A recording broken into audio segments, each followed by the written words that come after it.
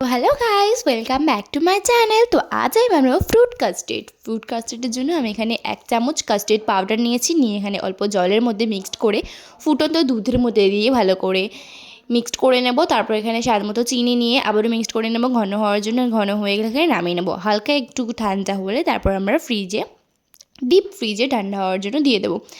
আর এখানে আমি আধ ঘন্টার মতো ডিপ ফ্রিজে ঠান্ডা হওয়ার জন্য দিয়ে দিয়েছিলাম। আর একটু ঠান্ডা হয়ে গেলে আমি এখানে নামিয়ে নিয়ে অল্প কিছু ফ্রুটস অ্যাড করব। যেমন এখানে ছিল তরমুজ, আপেল, সবেদা, আঙুর, শসা, স্ট্রবেরি, কলা, খেজুর।